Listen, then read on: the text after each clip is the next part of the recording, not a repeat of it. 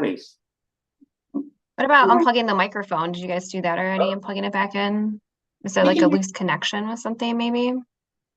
We can hear you now. Are you able to hear us, Jody?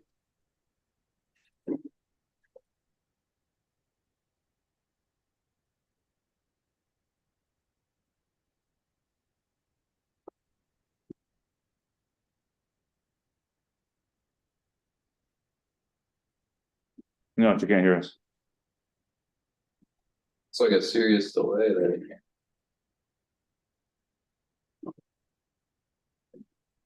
It's got. Good morning. How's everyone doing today? Had some sound here. How you doing? Good to see you. Yeah, that was a long latency there. Well, sure, yeah. The way things are.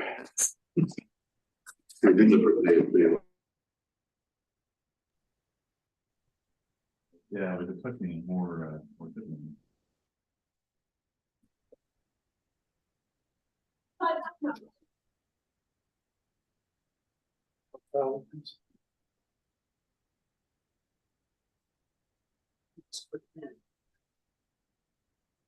yeah, hopefully. I got to run out to Newark this afternoon for the GTC, local government workshop. I have to do a presentation on the city planning activities and all that. So, Okay. 2:45, but still, it's like. Yeah, you I always. always try to avoid having like big things on the same day because you just never know. Like stuff comes up, and I don't know. That's the way the schedule worked out. So that's all right. But yeah, I'll do my best to go through this quickly for you. I'm not worried about you, Scott. Yeah. It's everyone. Yeah. It's all the updates. Yeah, we were talking about ways maybe kind of speed some of those up and all that. The project updates. At least with the tip stuff, it's all like the changes are pretty minor. It's like frames and phases, and there's really not much to it. That's Right. Well, we were doing for a while there. I think before COVID hit. Trial was. Since they're all vetted through TDC, so these have all been kind of like previously endorsed by. Oh yeah, I can't remember like what's going on. Yeah, is there any that we need to just further before we find? It seems like this. Yeah. Everything seems to be Don't spend a lot of from a time. peripheral plugged in perspective. Sure. It's all It's typically everyone in this group. Yeah, like half of this group is part of the teams. They've already seen Or they've it. been represented by someone, right? So we don't need to. Yeah. Jim, how are you today? Good. Likewise.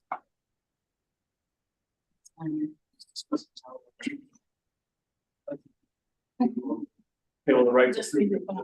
Yeah, kind of hoping that would be. We didn't have tip amendments. We wouldn't have a meeting.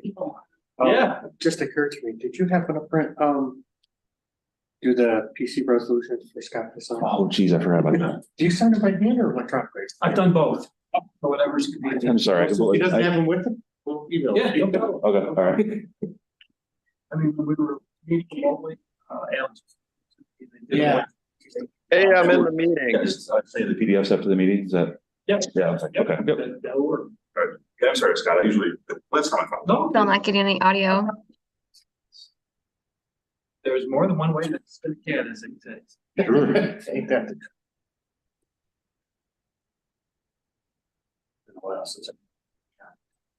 Start monitor. Hey, this is Tess speaking from the hall on zooming in from Hey, Lori's Charlie, we phone. can hear you. Can you hear us through the phone, the device? Yes, I can hear you through the mobile device. I can hear you guys. Somehow our conversation's being replayed, Joe. Yeah, I'm not sure. Lori, I don't know if we've got multiple. Yeah, we're working through it. Yeah, you guys are good. I can hear you now. Are all the laptops quieted? Okay, everyone can hear now, so that's resolved. Yeah. Okay. That's the main thing. But yeah, we're getting that feedback though, so we have to make sure everything's on. Is your microphone off? Yep. Mine's what's yours? Yeah, I don't see anybody. Everyone's muted in the room, I think. Muted. I don't wanna be off because those are Oh, my. you've got the peripheral.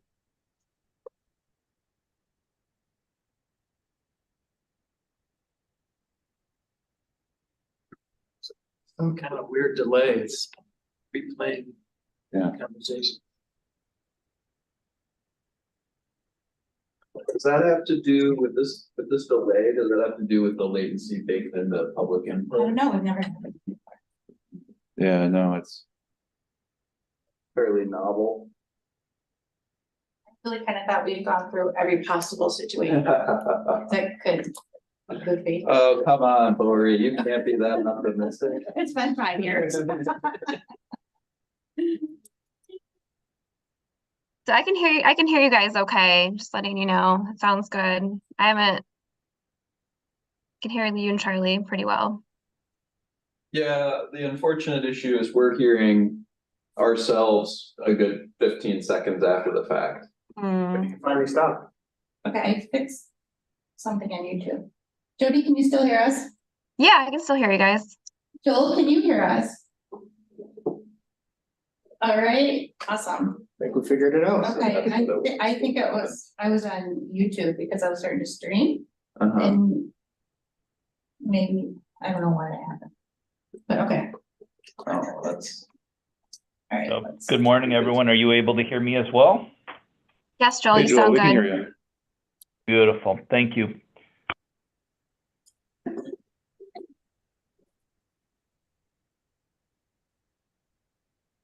I think we're gonna have a light presence here. It's okay. Yeah. Al Bartoletta. Yeah, that's. The runs. If you remember back to let's go on. After the Bob trailer. The meeting Oh, 30 yeah. earlier. Yeah, I think it was back in. We're talking about joining our. Yeah, yeah. That's right. Is it still in the works? Okay, so I think we're good. Yeah. Should I? But,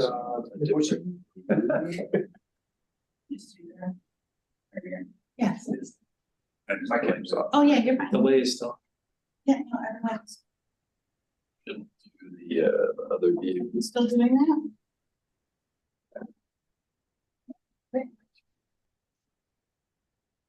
Good morning, city. Nice. Good morning. Yeah, I think it's- Let's go, Rich. Really? Good, how about you? Pretty good installation. Hey, Scott. Can you hear that? Just it's still.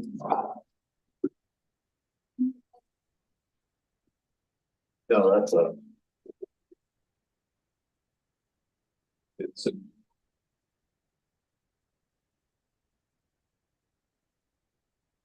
Oh, wait, let me go to. Wow, that's quite a delay. Yeah, that's what we're trying. Oh, Yes. it's been figured out. Yeah. All right, is that better? Hey.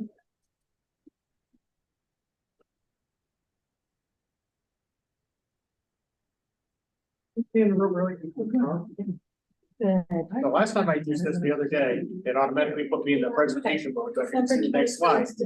I can't find how to make presentation. F5, Jim. Yeah, but that, it's not, it is. Partial retired. Okay, Jody, I can don't know you what. hear us? Now, I think we're all set. You're getting. I got this. feedback and delays and down. Sort of tells you the next slide. You guys are good? We Yeah. sound good Okay, still. I'm just gonna keep you till, get ready. Okay, I think. sounds like a plan. Oh, optimal. It's good. Yeah. And don't look at that clock, because that clock is on. These are things I fumbled. I am. Okay, so if I- Yeah. Yeah, I have.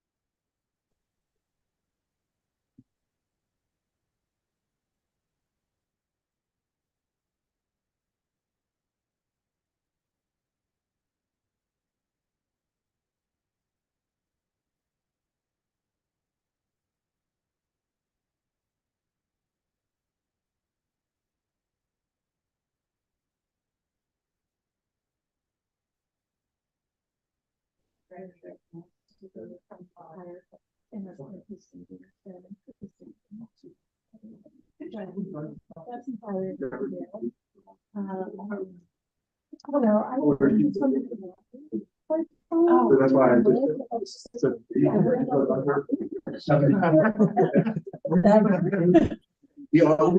no offense taken. What's the sense? Have to keep it. Jim, I'm just gonna mute you. Thank I can hear the background. Yep.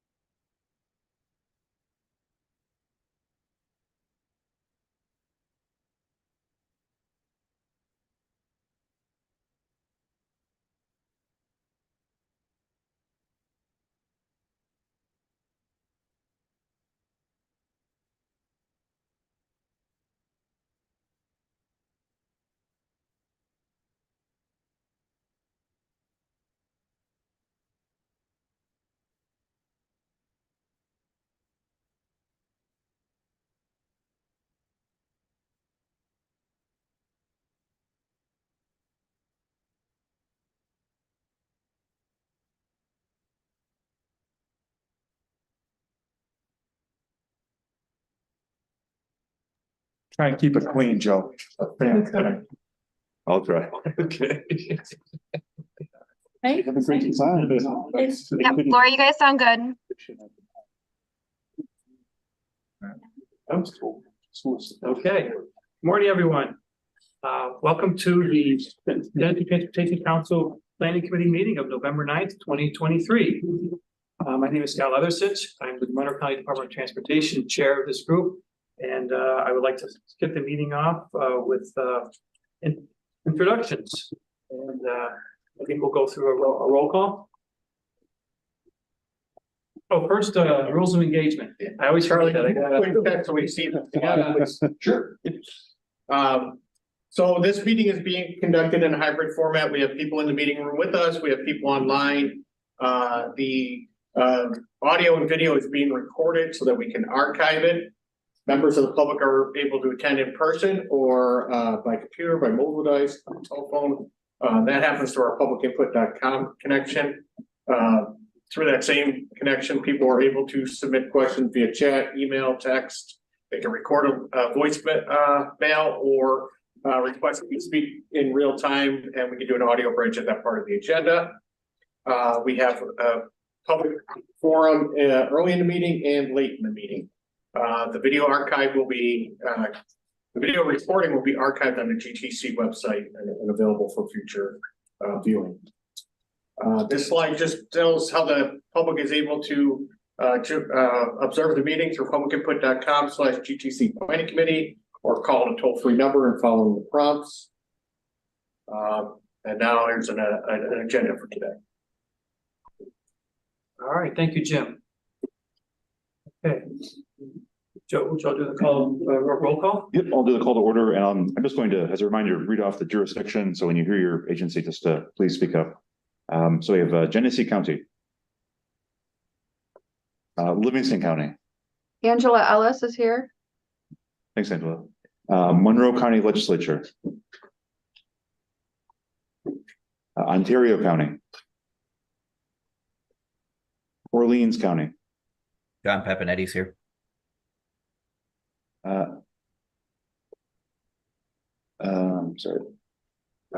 Seneca County.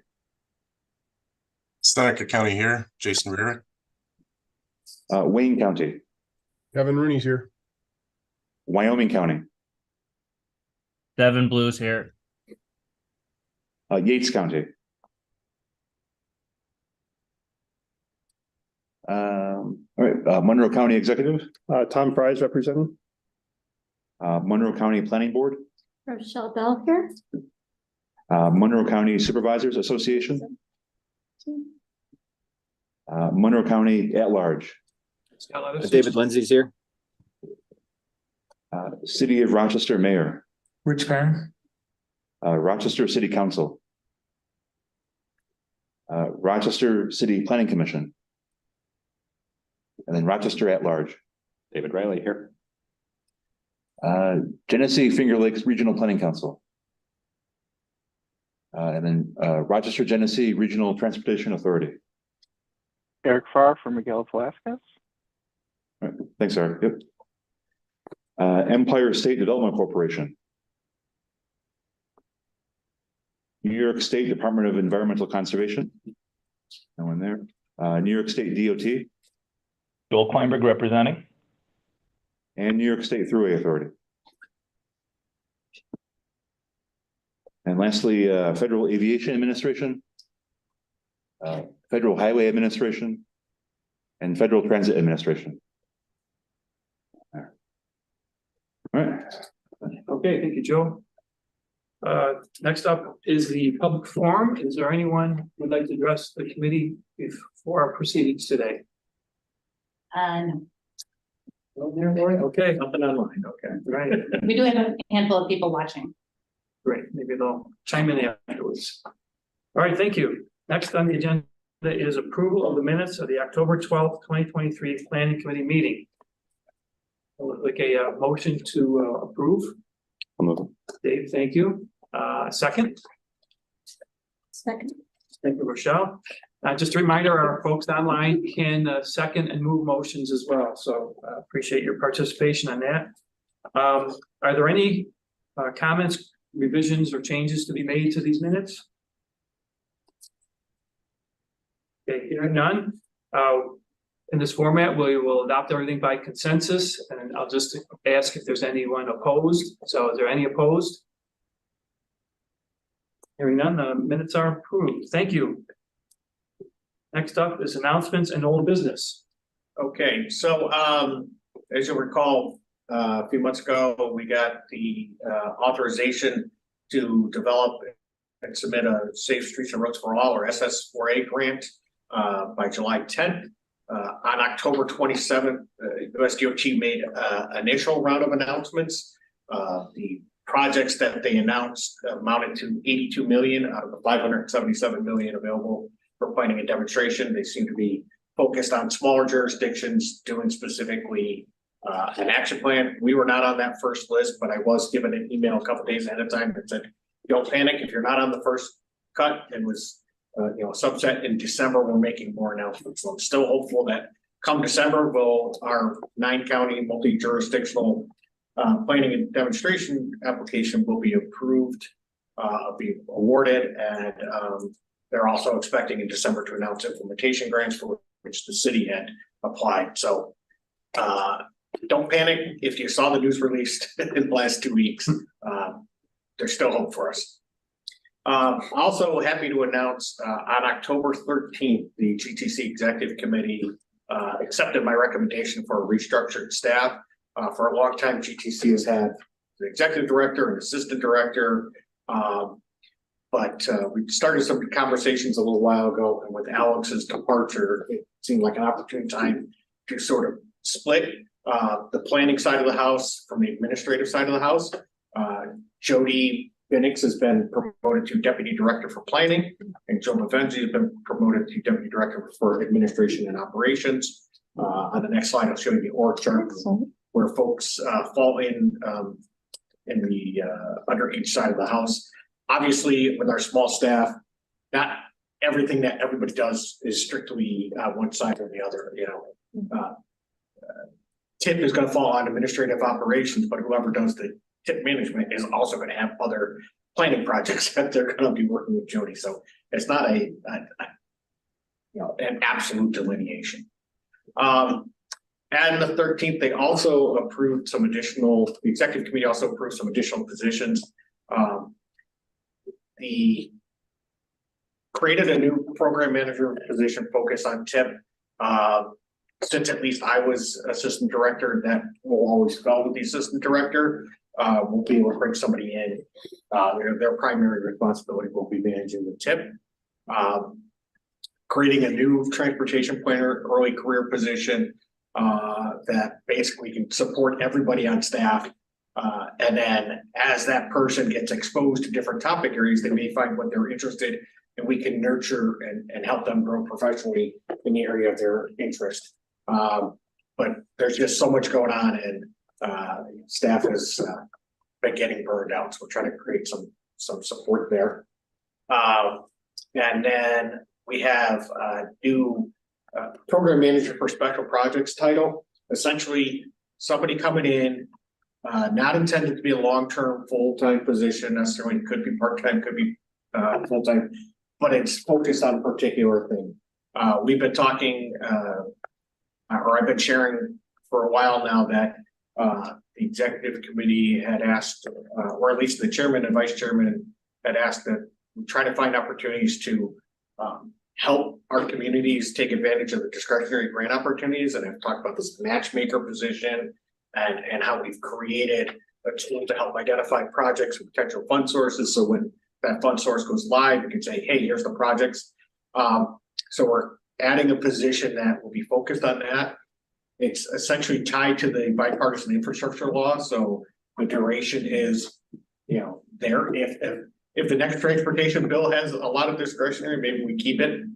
The other would be program manager to manage the SS4A grant if we get it. There's going to be a lot of coordination. There's going to be, making sure consultants are simultaneously creating 10 local road safety plans and how we might divvy that up among contracts. But we'll have somebody that their prime responsibility will manage that, and that is expected to be a 4-year grant. So, as long as the grant is there, the position is funded. But again, because it's special projects, it's not intended to be long term. So, as mentioned, the organizational chart to the left, the planning side of the house, Chris Tortora, Charlie Reed, and a new transportation planner, and the SS4A project manager will report through Jody, Lori Marr, and Eileen with communications and grants management, as well as the new tip position will report through Joe.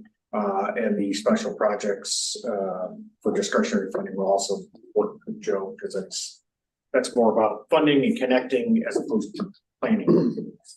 Jim, do you foresee any problems with filling the position, knowing it's only a short term? I don't know, because one of the things that we're looking at is the potential for maybe somebody who has retired and just looking to do a little more work. And so I've used the term seasoned professional. That is, that they've retired from their first career, but not ready to stop working. Although I see, joking with Rochelle, we're part of the state, we're part of the state pension system, so that might not be in your favor. But the idea of, if there is somebody who's out there and that might work, part-time, if we find somebody more mid-career, and like, hey, some people, they're interested in like, I want to work someplace for a few years and I want to go somewhere else.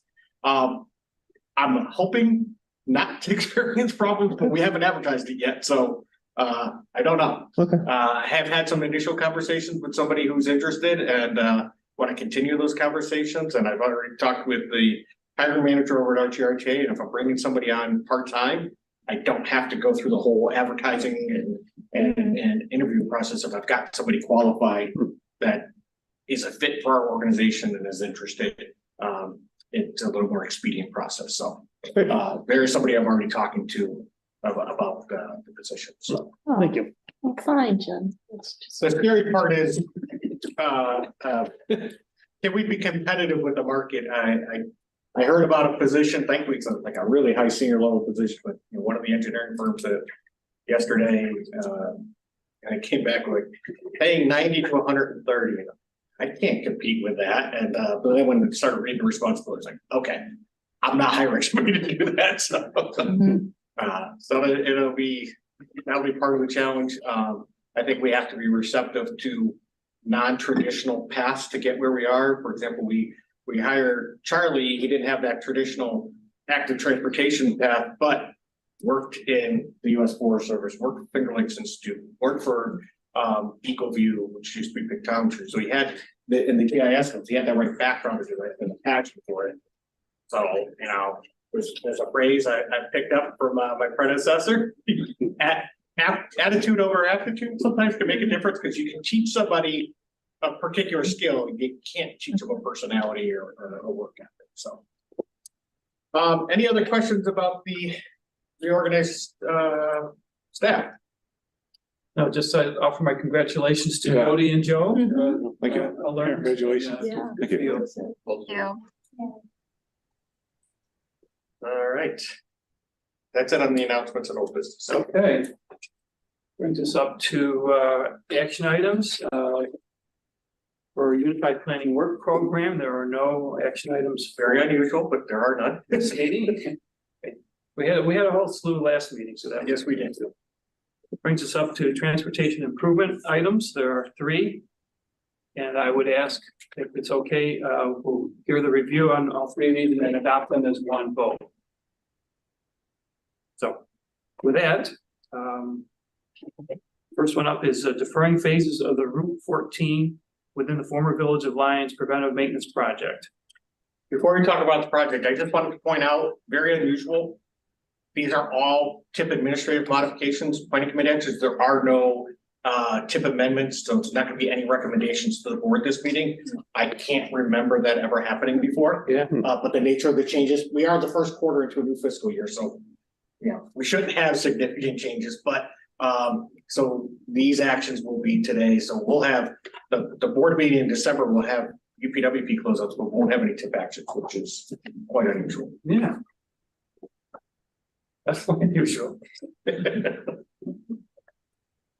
Okay, so who can walk us through this?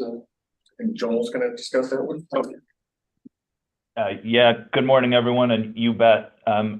As the chairman mentioned, there are 3 changes being requested, and it's worth noting that all 3 are going to be managed financially by main office. There is no impact to our planning target with any of these 3. This first one There are three phases on this project: scoping, preliminary engineering, and right-of-way incidentals.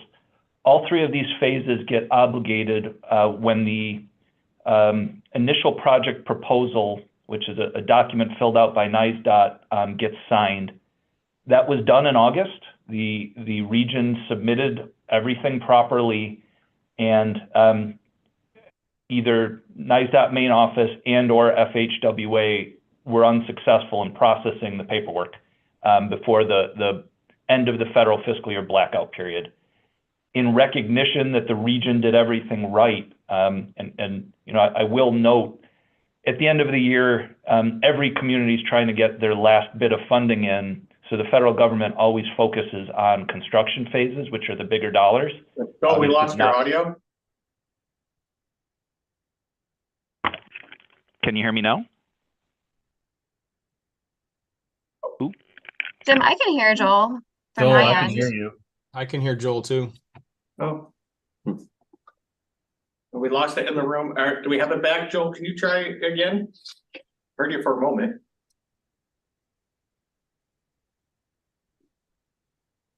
Oh, he said on call Oh, back. you're okay. I think Joel, I can hear you okay. So can everybody on the call? I think it was just the issue in the room.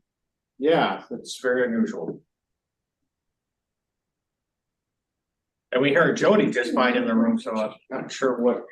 I think Joel's gonna try to call back in. That's what he said in the chat. So it might just take him a moment.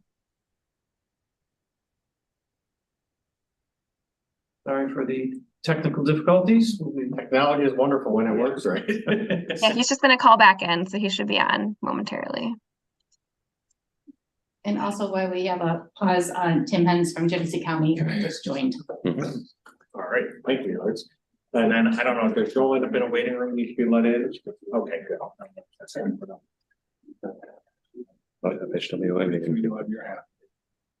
I think, you know, I can infer picking up where Joel left off. Again, the region did everything he could to make these phases get obligated. In the crunch of every community across the state trying to put information in and get projects moving, there is a tendency to prioritize obligating construction phases over the previous.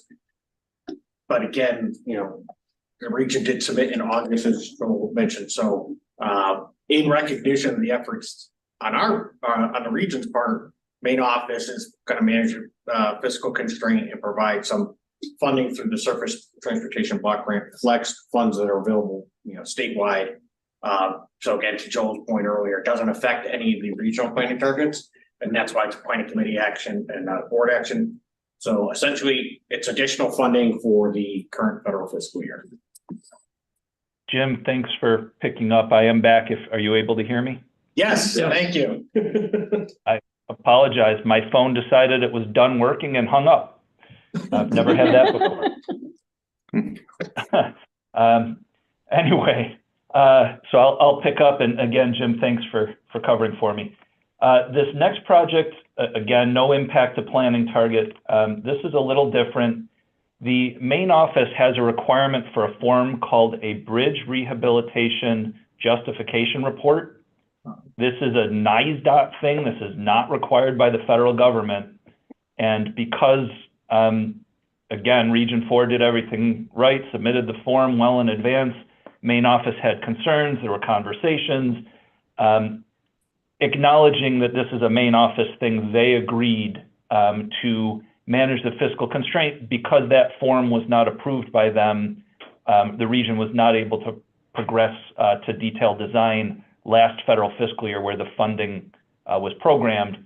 So again, acknowledging that it's their document and kind of their issue, main office agreed to manage the fiscal constraint. Not great, right? We lost a few months. This causes delay to the project progression, but the region is confident there won't be a major impact to PS&E or, you know, the construction season based on the delay. Okay, thank you, Joel. I just have a good question. This form you're talking about, is that applied just to state projects or to all? Yeah, just NISDOT. Just NISDOT, okay, all right. I should say, as far as I know. I will confirm that with my structures folks, but I've never heard of one for an off-system, a local project. Joel, do you know the purpose, is this basically the assessment of, I think of it in the past when we've had rehabilitation projects, and if the rehabilitation cost exceeded a certain threshold relative to a replacement cost, would be then deferred to replacement. Is it something like that where making sure it's the right treatment at the right time, or if it's cost effective? Yes, Jim, it's that last sentence is spot on. Are the regions doing the right thing? Is it the right scope? Main office has expertise in structures, and they're sharing that wealth of knowledge with the regions, and this is part of their process to do that. All right, thanks, Joel. You bet. And the last one, also for state DOT, the good news here is these represent new funds to the region. So we're getting what are called repurposed congressional earmarks. Several local sponsors get these funds as well in the past.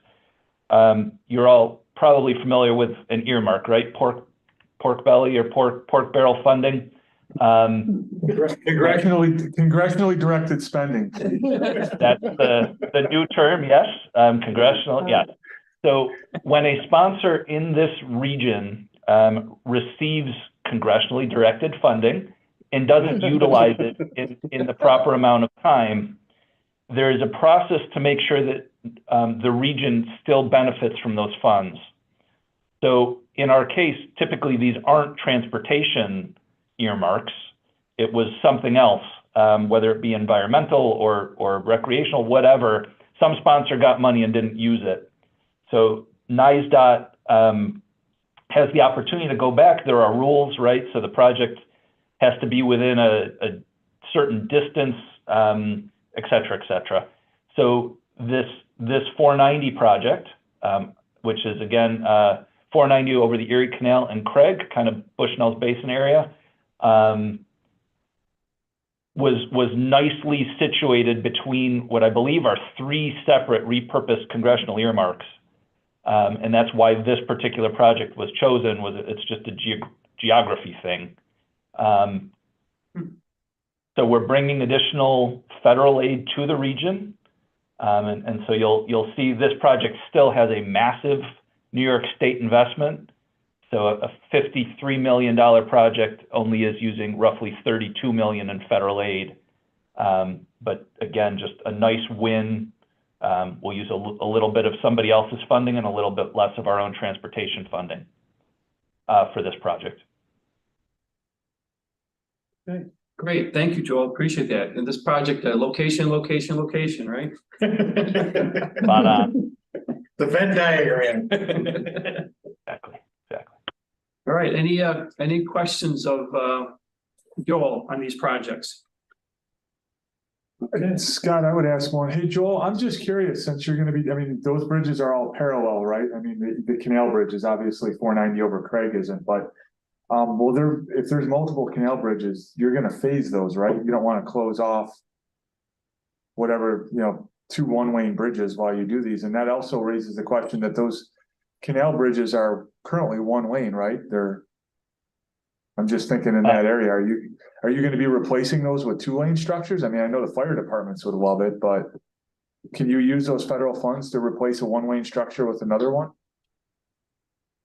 So the structures in this project are 490 over the canal. I'm sorry, I thought they were canal bridges. I thought they were canal bridges in addition. I got you. Never mind. I apologize.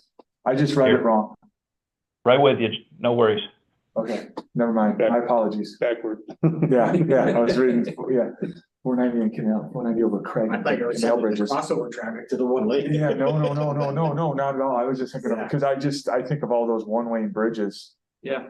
And they're just marsh, and then there's the other one further down, and they're Mitchell. Yeah, Mitchell, and they're brutal to get over. Yeah. Like I'd rather go over Craig and not have to worry about it. Especially Mitchell. Yeah, I know several years ago, out in Wayne County, the Canandaigua Road Bridge, the state had to go through some pretty significant hoops with SHPO to allow them to, put a 2-lane bridge that was really needed. So there is precedent in the region, but it's a heavy burden to get SHPO to okay, multi-lane bridges to replace the historic canal bridges.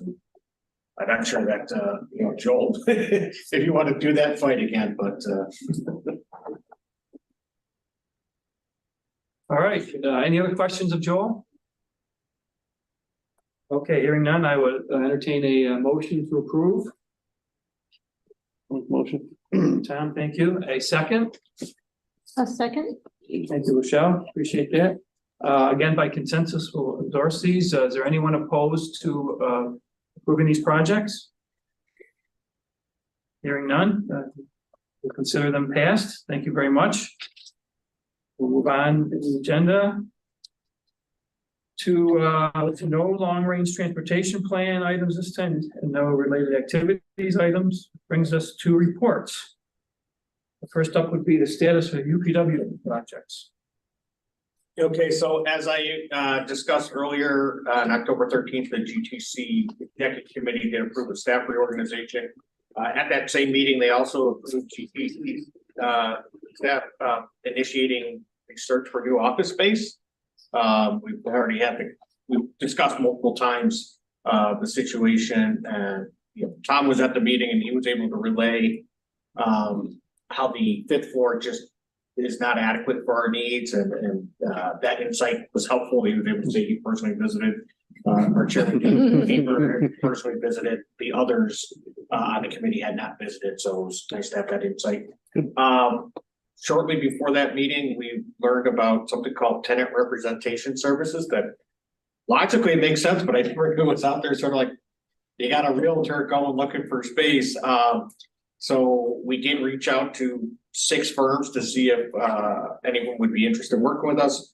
4 firms came back and said, hey, we'd like to talk to you. And we ended up settling on CBRE, which used to be CB Richard Ellis.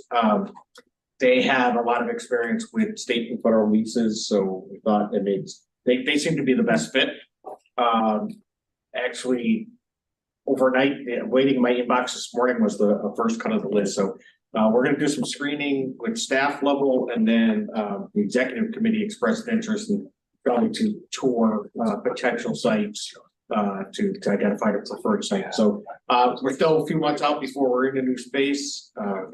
If things go well, if they go quickly, I'm looking at potentially February 1st, going to the RGRT Board of Commissioners to seek approval for a lease.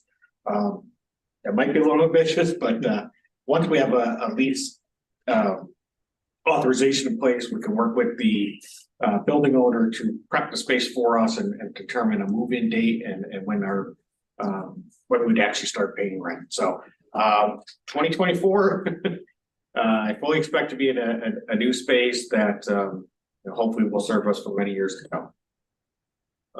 Long range plan and the scenario tools, no activity to report on those.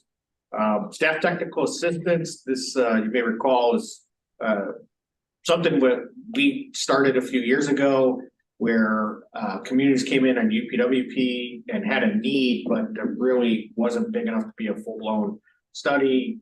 Contract services out. So previously, Bob Williams had conducted an investigation site area in Pavilion around the high school and Route 63. Ended up doing a roadway safety audit with the community, and then after that did the parking study in the Sodas Point area. Supervisor of Lions, Jim Brady, had approached us and said, hey, can you help us with sidewalk evaluation? And he said, that could be our next technical assistant. So a couple weeks ago, Charlie and I went out and met with him. And what it turns out is where the village of Lions had been and the village government dissolved, the town took responsibility for all the assets. And what they're trying to do now is get a handle on the sidewalk and start developing a plan of attack on how they can address the deficiencies. When I was at the AMPO conference back in September, got connected with a company, a new tool.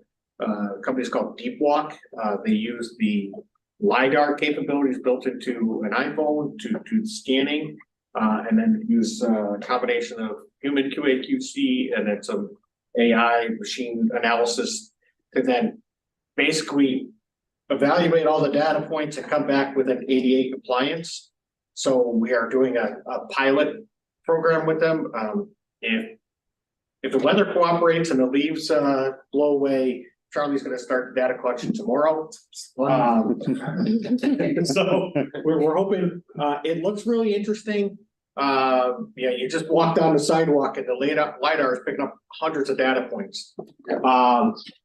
We're going to come back and have a sidewalk report. And then what we want to try to do is, how does this compare to the traditional method of going out there with a smart level and advisors and try to do stuff?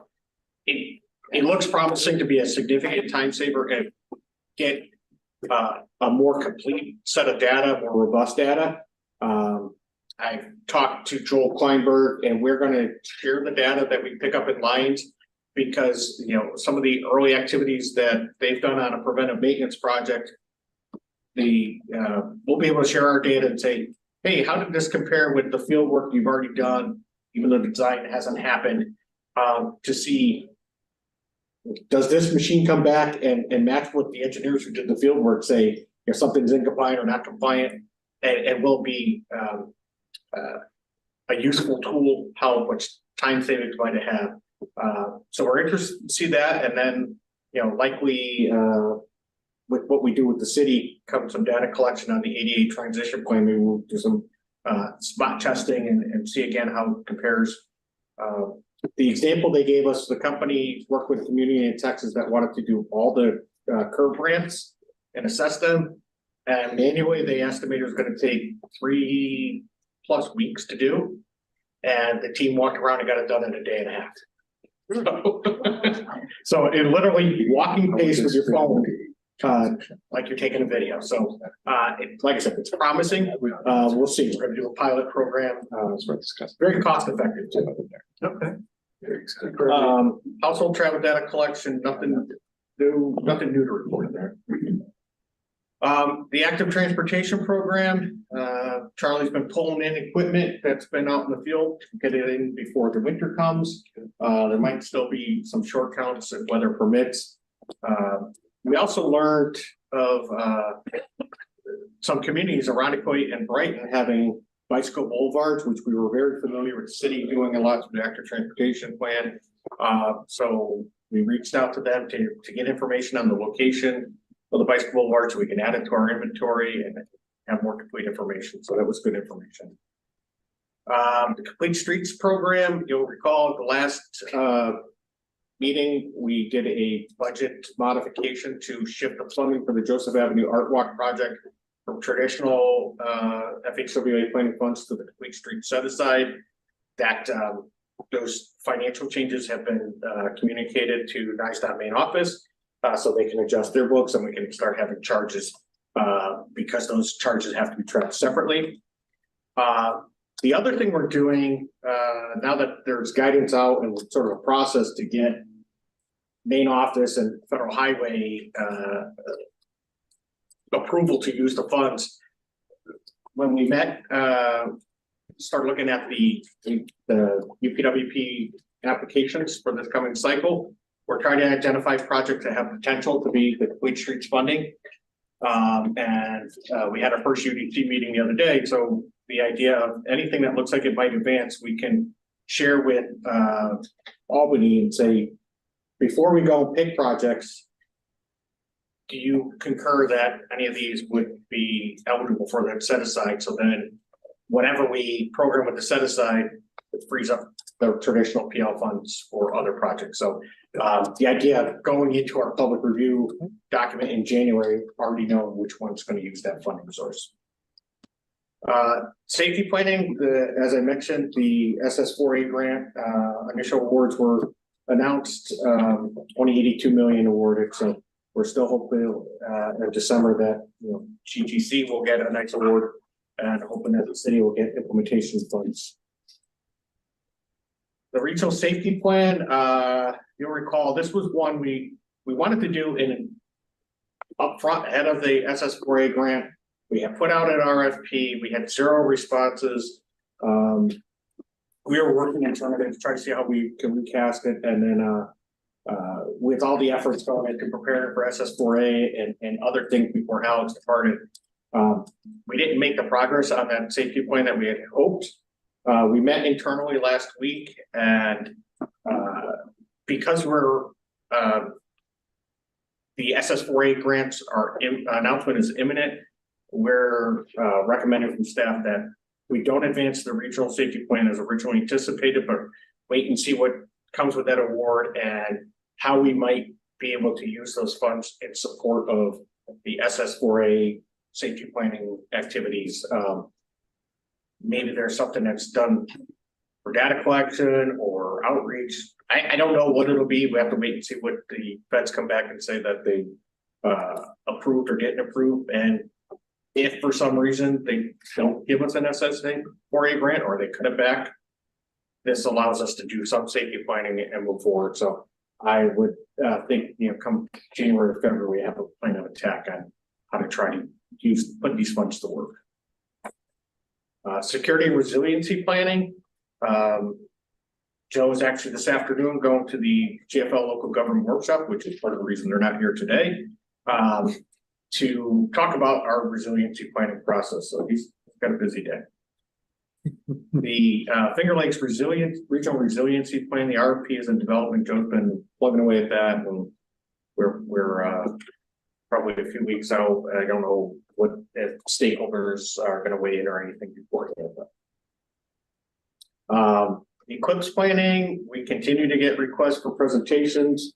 Staff has continued to participate in the monthly stakeholder meetings, and we've been invited in to the Monroe County Office of Emergency Management meetings, so we're participating in those and continuing to work with the Rochester Task Force to identify locations that I refer to as sanctioned locations, so that come the end of December, everything we know about venues that are going to have an event, a sponsored event, and estimated crowd size and the like, we could drop into and do some travel demand modeling and try to understand where there might be overlap and impacts, and that information could be shared out. I know particularly New York State DOT Region 4 is interested. Monroe County has expressed interest. Monroe County DOT, the other counties certainly we're going to share with the highway superintendents, emergency management, whoever needs it. The idea of trying to anticipate where the biggest crunches, traffic crunches will be, so that folks can consider what they might pre-deploy for resources, or might you put in lane closures or redirect one ways. But the idea is getting information in January so that preparations can be made.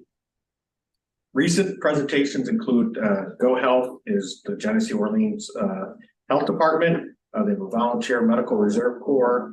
Lori presented to them. Lori and I both went to the New York State Parking and Transportation Association. This was the parking manager at SUNY Rockport had brought us into the mix on this. And these are both public sector and private companies that, you can think of universities and big venues that have parking management, but then also private parking operators. So we're able to bring a different perspective and, some good questions. How you manage traffic flow in a surface lot versus a structure parking, what happens on the road will affect, access and egress to parking areas. So, some stuff for them to think about. And then the questions I wasn't prepared for was about the electric vehicle charging at the parking lot. So, okay, hopefully people will charge before the event, so they're not, trying to get on. Everybody trying to get on the charger afterwards. But then the idea of even as the queue of cars backs up, you want to route the cars so they're not blocking the chargers for people to, get off the chargers for somebody else to get back on, or even just being able to access them. So it's not something I had thought about. So, it was a not a typical audience, but I think it worked out well. Also Lori and I think Dan Schneider went and talked to some folks over Nice Region 4 that are not at the planning table, but just had an interest. And then earlier this week, similar to the Capital District and North Country health planning folks, they asked us to talk to this Eastern Border Health Initiative. It's actually multi-state and includes Canadian provinces and the Regis Mohawk reservation. So we were able to get an audience that has to deal with health issues and how you respond to health emergencies and what considerations. So that was another good presentation, an audience we don't typically talk to. And then there's upcoming presentations, of course. I think they'll go right through to the end of March. We will keep getting requests, but we're also mindful of what's the transportation connection versus if it's education or tourism. There's other people on the task force that do those presentations. Congestion management, travel time data collection. We don't have any activity to report on those. So come up as needed. The Route 96 Route 14 strategic divestment analysis. That project is moving along, and the steering committee has been scheduled for December 1st. The transportation performance management enhancement project, no activity, but you'll recall this was when we talked about the asset management analysis that's usually done at a statewide level or very large metro areas. So the funding for this has been, we had agreed that we wouldn't advance this project, make the funding available for the TIP application, or I'm sorry, the UPWP applications that have been submitted. The Greater Rochester Transportation Management Association feasibility study is progressing. The contract was reviewed internally. We're all set there. It's being sent to the consultant for signature this week. I don't know, possibly even went out yesterday, but by the end of the week, it'll be in the consultant's lab to sign. Regional freight plan update. That one is getting going. We have a project kickoff meeting scheduled for November 20th with the different stakeholders. However, in anticipation of that and recognition of a big effort going on, Monroe County, outside of the GTC process, is looking at intermodal freight and has a study going on. They have a team on board. It was Monday or Tuesday. The consultant team we brought on for the regional freight plan was able to talk to the consultant from Monroe County and gain some insights into what Monroe County has already learned, so that these efforts are looked at in coordination with each other, not in competition with each other. So that was some useful insights and a fair bit of effort that's already been done looking at Monroe County, but even beyond Monroe County, and it's still going. There's still some analysis to be had, but it was nice to get a briefing and appreciate Monroe County's consultant sharing their time with us. Regional Trails Initiative, we have started internal discussions. The thought being here, bringing a scope of work in early 2024, whether that be January or February. The intention was always to have this start late in our fiscal year, and the big emphasis being in 2024. So that things got delayed a little bit with Bob's departure, but Charlie is moving into a situation where, all right, you got field work is cutting down, but now you got some desk work you could do. So and we'll bring a scope of work to the planning committee, possibly in January, if not January, then February. GFL is not with us today. We can try to give some updates. Land use monitoring report was recommended, presented for closeout last month and recommended for approval. The last mile or less, as was mentioned last month, they're presenting that at the local government workshop today, and hoping that some communities will have some interest. There is some budget remaining that they can do some, if coming out of today's presentation, any community say, hey, can you help us look at, they have capacity to get it done, but we'll still wrap up that project by the end of our fiscal year. So the February meeting, we'll have a closeout, but just the opportunity presented itself like, hey, we have some capacity left. Let's see if there's any other place we can look. And the alternative fuel vehicle infrastructure tools. Joe, is that anything you can speak to? Nothing really in particular. I know Jenny Lawrence team was working on a survey for some of the communities on that topic, but I haven't had a chance to follow up recently, so. All right. Lakeville Corridor Strategic Plan. I don't know, Angela, if you want to weigh in. If not, I can put No. one in here. No, I could do that. That's fine. Can you hear me okay? Yes. Okay, so yeah, I'm just kind of reading what's there. The public meeting is scheduled for next week on Wednesday, November 15th. That will be the final public meeting, and it will be to present the recommendations, alternatives, and then some of the cost analysis is part of that as well. CNS is working on the draft plan with a group, and I think the plan is to have it finalized by the early part of 2024. When I say early part, I think that's like January. And I just want to point out, there were some conversations among the stakeholder group of consulting teams.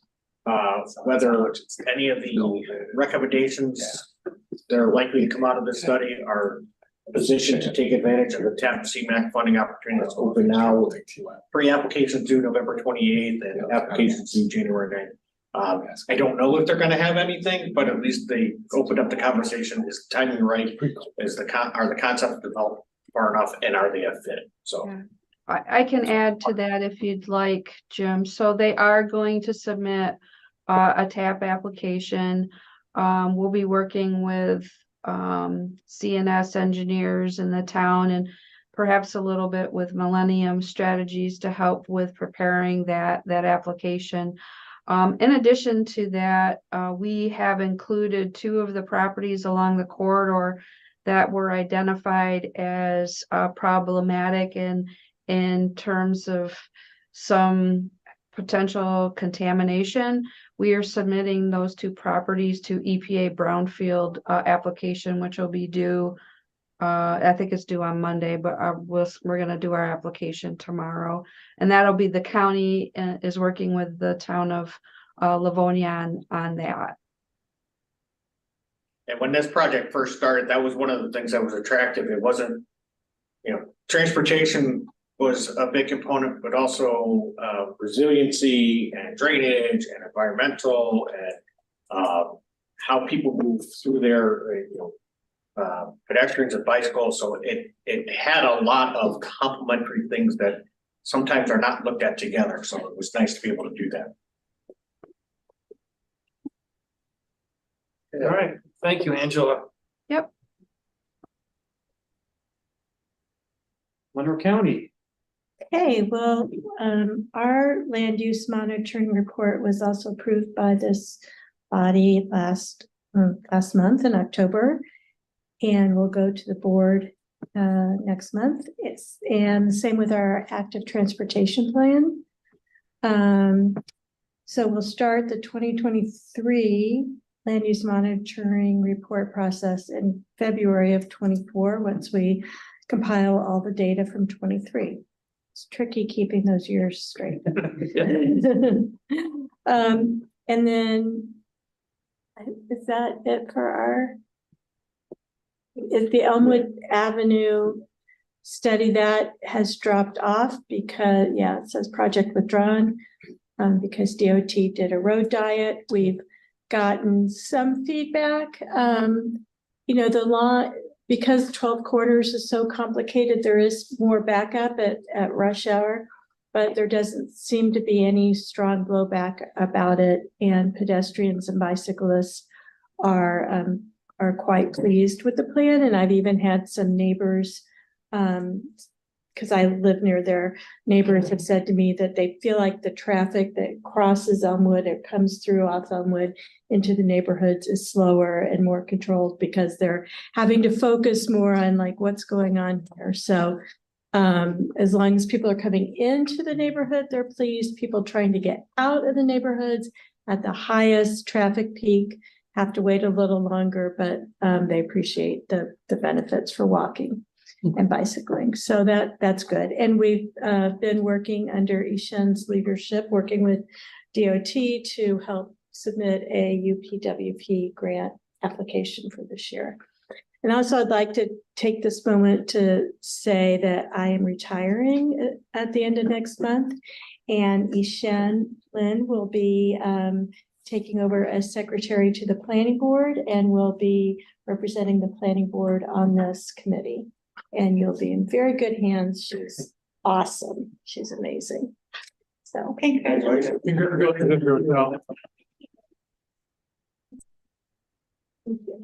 This question might be for Tom. I'm trying to recall with the Elmwood. Did we do any, like with our Meal Vision camera, did we do anything with like before and after for you guys yet, or at least before and could do some after? I don't know if we necessarily, We I think we did a little bit before because I have bicycle counts from last year. Yeah, I didn't know if we had like with the video. With... Yes, we have a 360-degree mile vision camera. We did do counts from last year, compared them to counts this year. And it's funny because bicycle traffic's actually been dropping off a little bit. Yeah, but I think it's because it's approaching winter. Oh, okay. So we're thinking, so I need to compare month to month from Right, last I year to see. this year. So it's Yeah, too early to tell. And that's, Yeah. so it is what it is, you know? We can work with, just planning or for DOT. I know Jim Fairchild's very similar. Yeah, yes. And so, Yep. come springtime, we're riding to back up. So Yeah. might be worth looking at. And then the traffic has settled into the Yeah. pattern and, it might be interesting to see how it goes. Okay. Let's see, traffic signal preemption. But the high accident location program. We currently have 5 active studies going on. They're all sequential along Lyle Avenue. So that's what we're working. All right, and then because GTC is doing a contract on the traffic signal preemption put in there. Contract's been fully executed. We sent a notice to proceed consultant yesterday. So things that we had to go through some the contract language, but things have been ironed out and we're going to be moving forward. Looking to do a kickoff meeting, hopefully at the end of November, so. Great, okay. That's Monroe County, New York State DOT.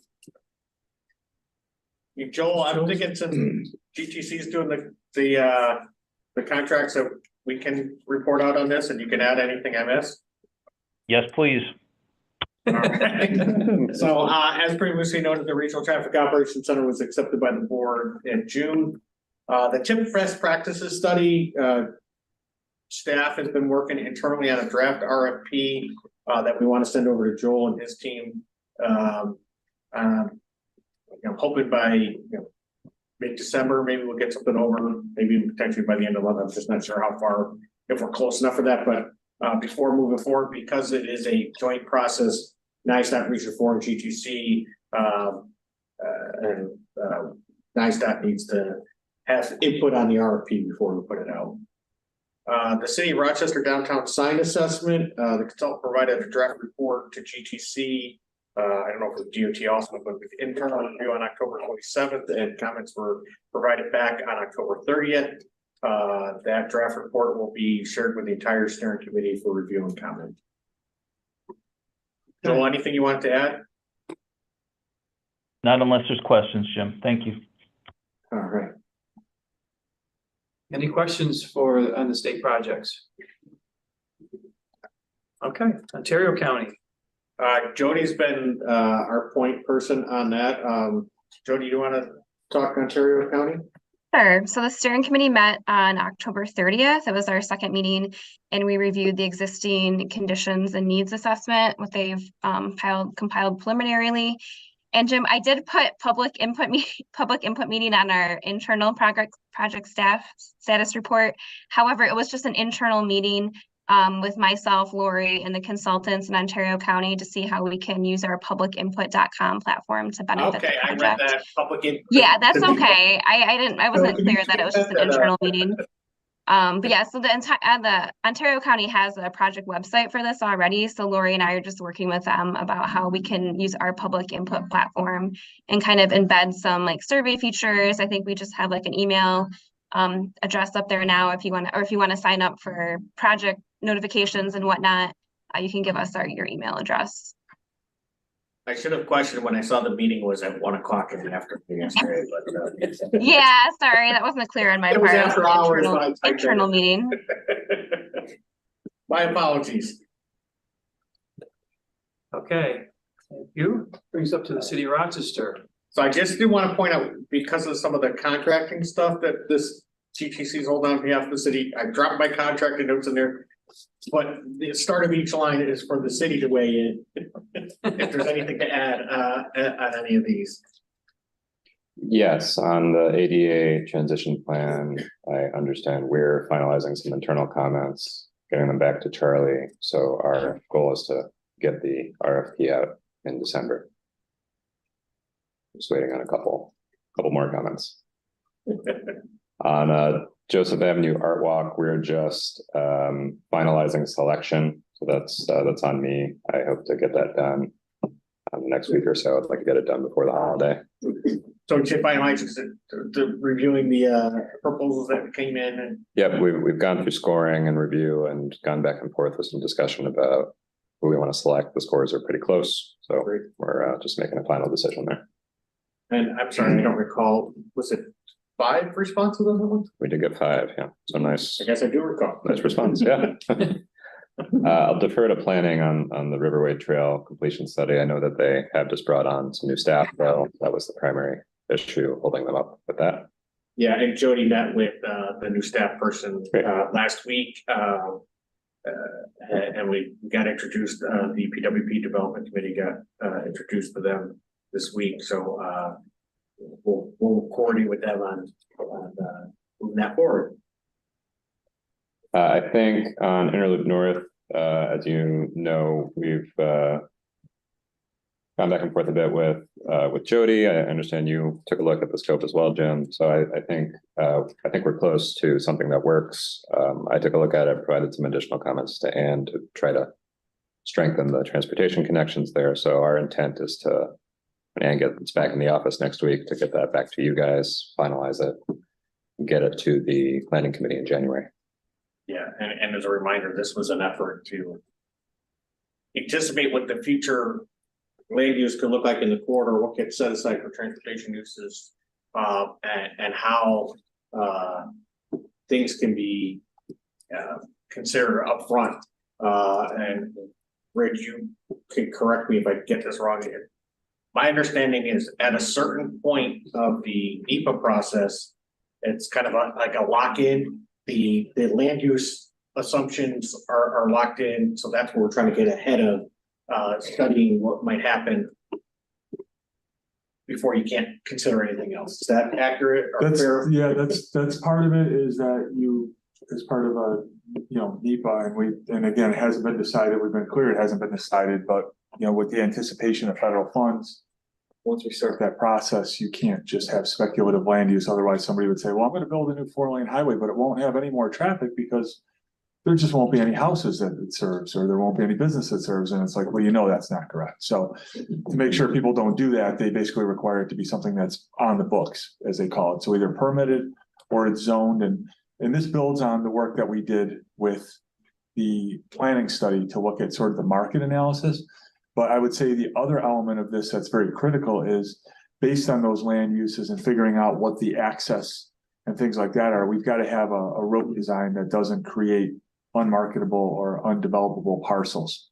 Otherwise, it really defeats the purpose of having it. I think I looked at Rochelle as the land use planner. You get a flag lot, right? You get this little strip, and then everything else is, a quarter mile behind some other parcel, and you're going, well, it's not very useful.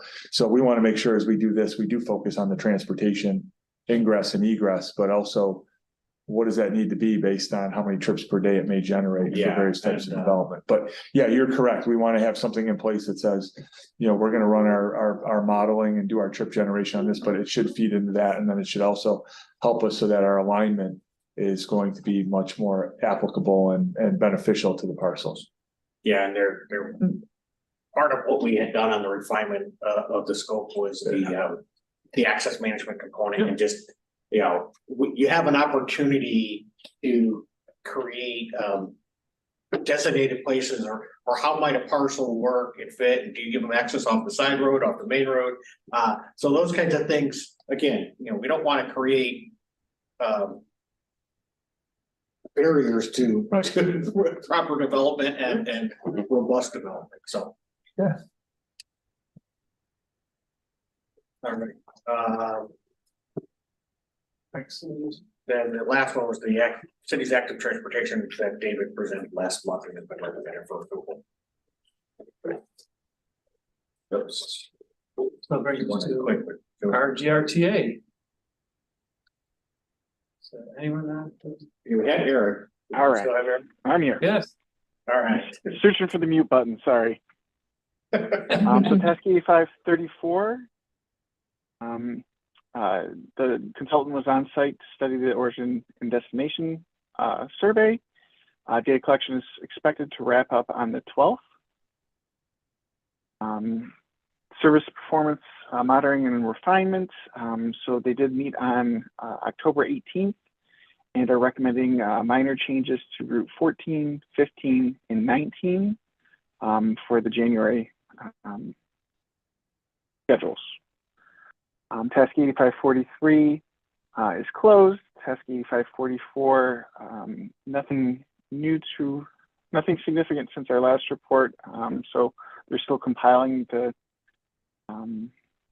final report. So we should be seeing that in the fairly near future. And then task 8553 is also complete.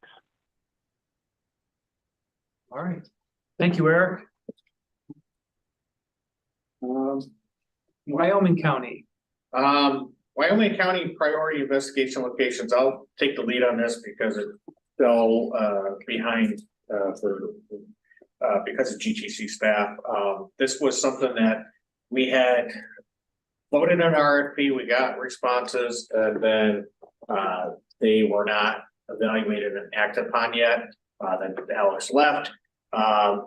So now that we kind of shifted some responsibilities around staff, and Chris Tortora is taking lead on safety planning. We've got him designated for that. We did meet with Devin Blue last week to talk about moving this forward.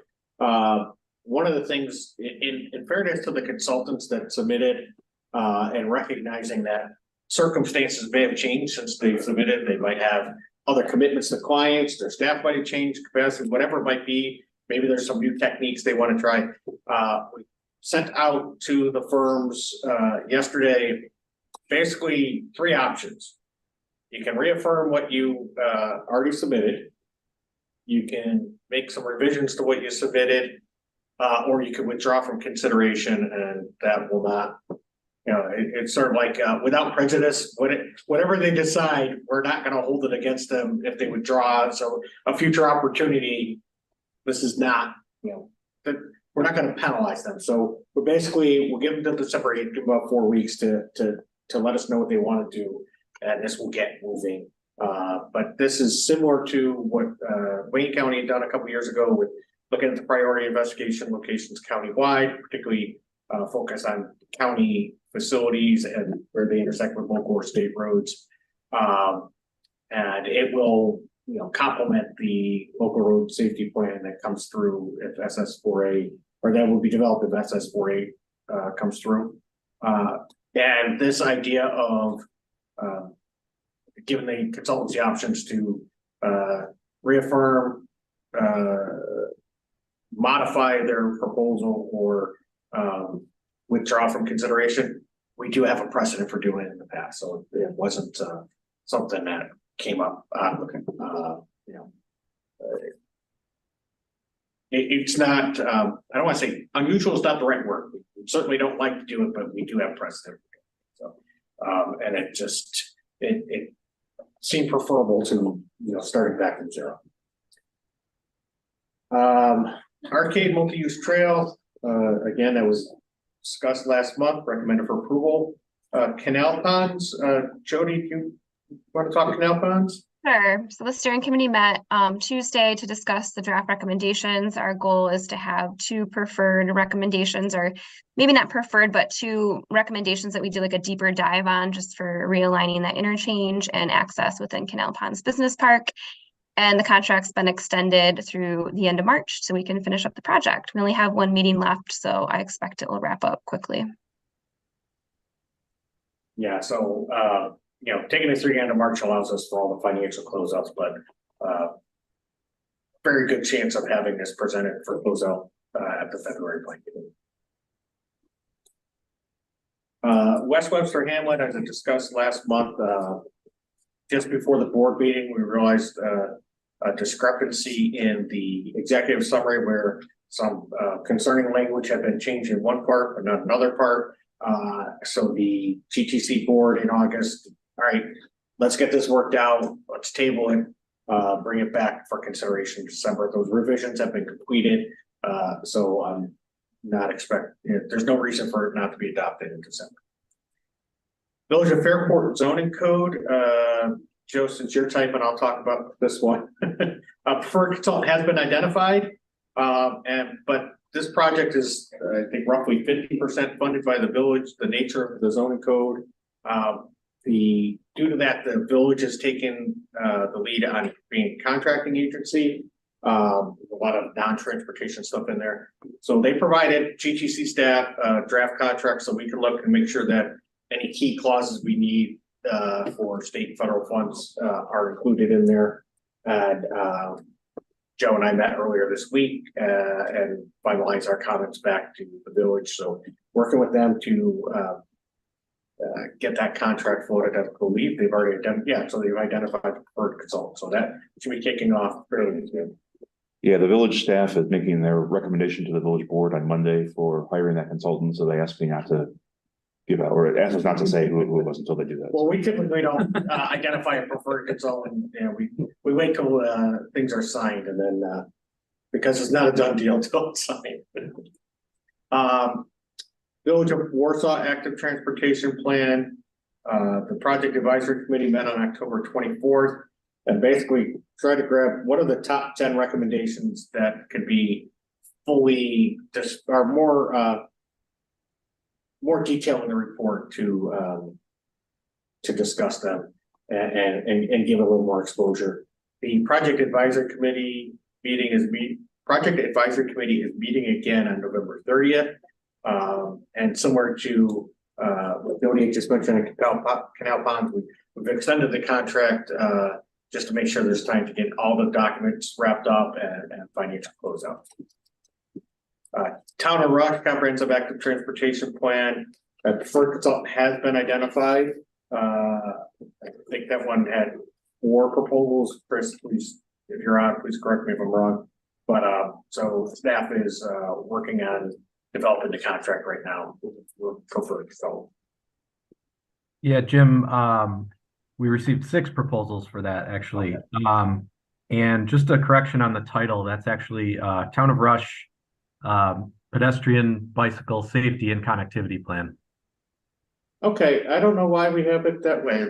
That's how it's on the PSR, I think. We'll get that fixed for next time. Thank you, Chris. Yep. And that's it on the projects. Okay. Oh, wait, I'm sorry, Lori. We did have a question from somebody viewing. I'm wondering how many firms submitted for the Wyoming project. 5. 5. I'll write back. Thank you. Okay. Thank you for those updates, everyone. Brings us up to CIP staff modifications. Yeah, like we do every meeting, if there are relatively minor modifications made in between meetings, we report out. Again, TIP staff modifications are floated by the TIP Development Committee for concurrence. If anybody on the TIP Development Committee objects, it's elevated to the Planning Committee. There was an increase in the total cost of Monroe County Highway Preventive Maintenance number 10 project. Basically, the county put additional county funds on to match the latest cost estimate so it could be advertised. This is a non-participating share, meaning it's eligible for federal funds. We don't have any federal funds to put on it now, but if federal funds become available, we can offset some of the local funds with federal funds through a CHIPS amendment. The other one is a change in a name and project description to Maple Ridge Road Corridor Multi-Use Pathway Project. And when you read the title, that presupposes an improvement. This one got biased. We're usually try to be cognizant of presupposing a fix. But as the study has gone on, the multi-use pathway, given the driveway cuts and the different traffic movements on that road that really caused some concerns. I believe as they move forward, and Joel, please correct me if I'm wrong, rather than a separate multi-use side path, it's going to be bike lanes and using shoulder space on the road. But again, changing the name and the description so it's not presupposing that outcome. Okay. Any questions on those? All right, this is up to federal legislative and funding update. All right, first couple of slides are information you've seen before. The private communities grant opportunities through Office of Secretary of Transportation. The notice of funding opportunity was released on September 14th, and I made a mistake. The applications are not due August 21st. Oops. We'll get that corrected, but letters of interest are due November 30th, and applications are due in, I believe it's in December. The Bridge Investment Program, that notice of funding opportunity was released September 27th, and applications are due November 27th. Those are the last ones for the current year. We've not seen a schedule yet for the 2024 discretionary opportunities, but I'm hoping before too long we see that. That first link you see there, the key notices of funding opportunity, this was something that USDOT did last year. So they've done it for 2022 and 2023. Very useful. You can help anticipate, but early in the year, like, hey, it's going to be in the third quarter, it's going to be in this month. It helps applicants get ready for that opportunity, and it's really useful. The next tool you see in there, the DOT Navigator, is again a way for groups, municipalities, whoever that are interested in funding opportunities. They can go and say, I'm this type of organization, I have this kind of project, what might be the funding sources? So that's been useful. They've also created a checklist. If you're going to go for discretionary grants, here's the stuff you need to have, get your ducks in a row. Here's the things you're going to need to have together. And before you even put your application, you're going to have these. And again, a strong emphasis on investment in the rural area and striking a balance between rural and urban areas. So a portal dedicated to rural opportunities. And that's it on the legislative funding update. Oh, I should say that if you haven't heard already, Congress passed a continuing resolution that takes it through Friday or next week. The dysfunction in Congress. They talked about some different bills. Now there's a lot of upheaval, but I'm expecting another continuing resolution. I don't think they're going to solve their issues the next week. I would agree.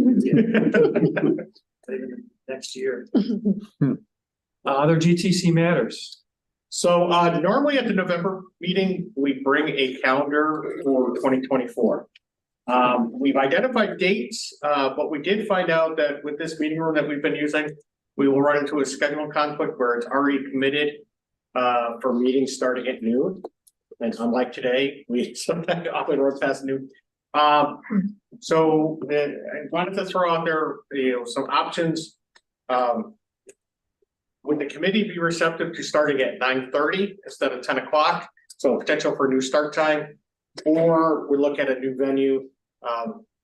Given the crowds that we've been getting for meetings, it's been a little fluctuating. Today's crowd could fit in Monroe County's second floor conference room, but a few months ago we had a lot of guests. There was it wouldn't fit comfortably. So I'm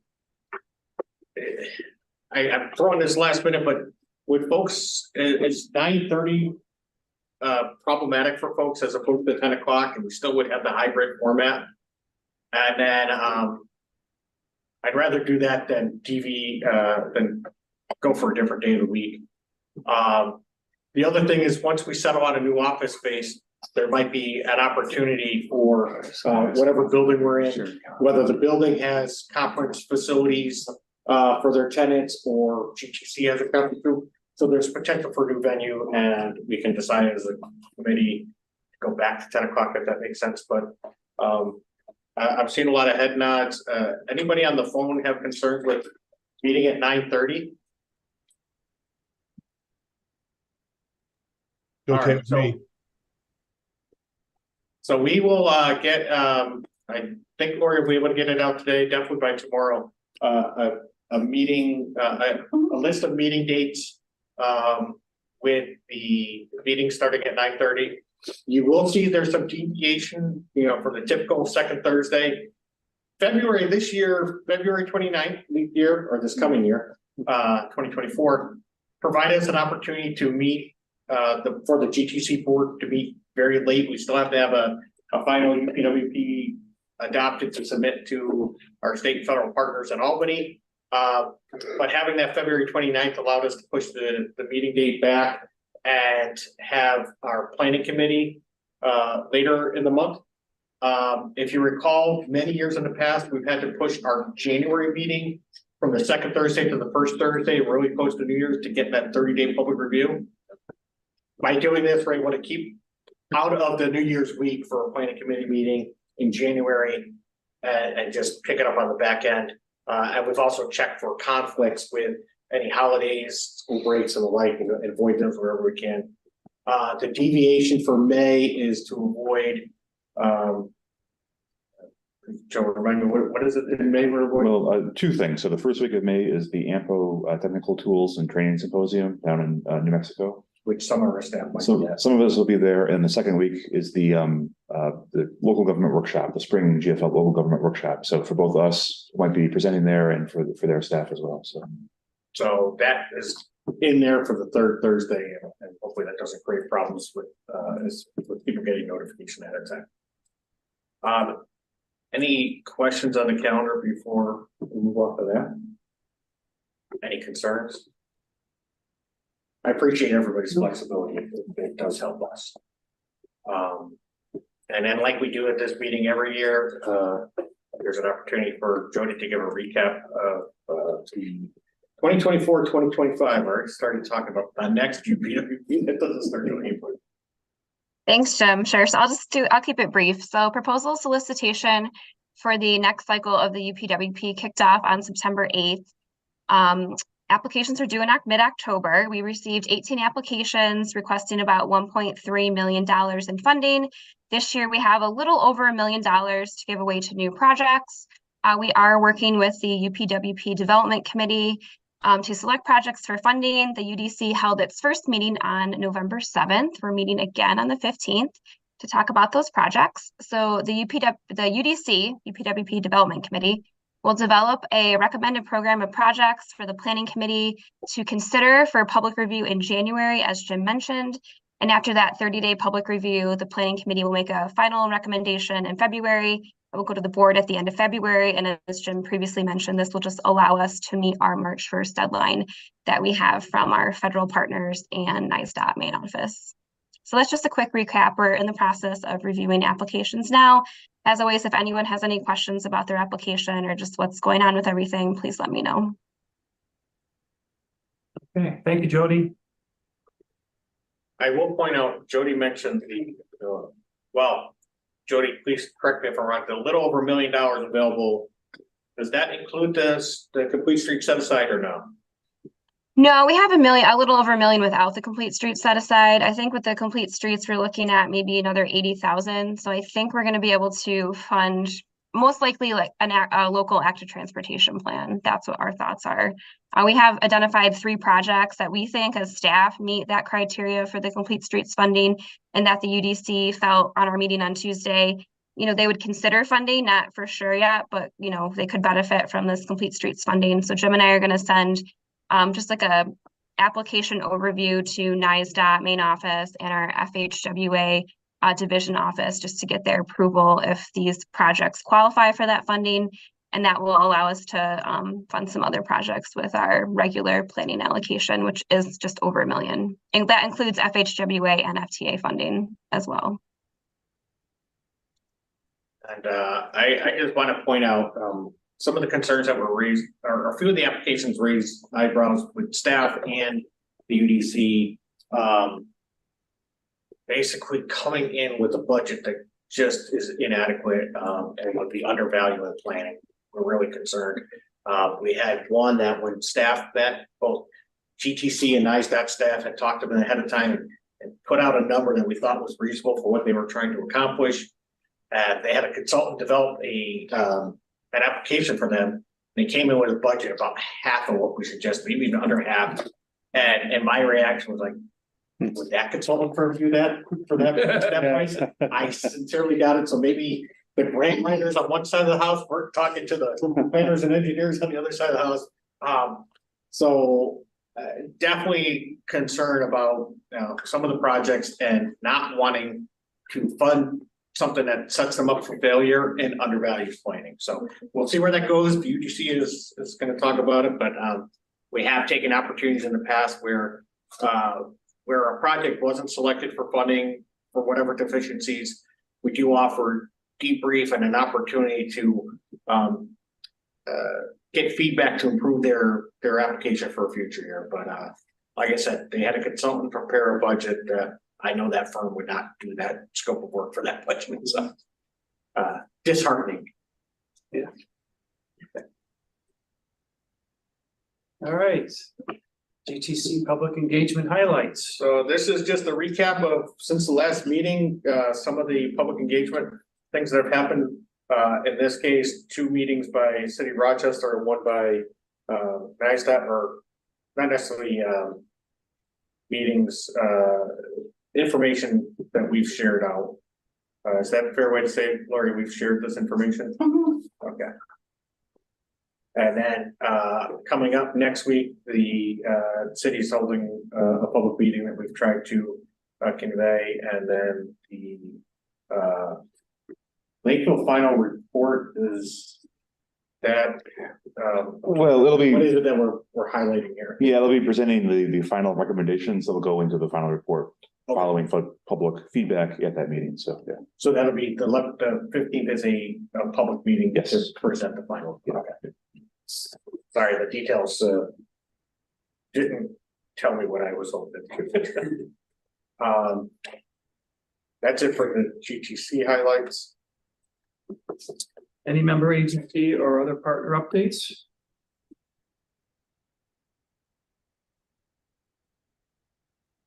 Okay, hearing none. I'd like to comment. I realized we did not do introductions in this room when we did the roll call earlier on, so I'd like to acknowledge Lori Maher, Charlie Wright, Joe Bavenzi, and in attendance today, El Bartoletta as being part of the meeting today. So apologies for omitting that at the beginning of the session today. Any new business? Not from GTC. Any other agency? All right. And lastly, public forum. Is there anyone from the public that'd like to question anything we did today? No, nothing came in other than one question that I asked. But no, but we did have we had about 6 people at some point. Okay. In, so. Good. All right. All right. That concludes our meeting, and I think I entertain adjournment. I just want to point out the materials for the January 11th meeting. We've asked to get them by Thursday, December 28th. Typically, we ask for Friday, but due to the New Year's holiday, we're requesting we get that Friday since we lose Monday.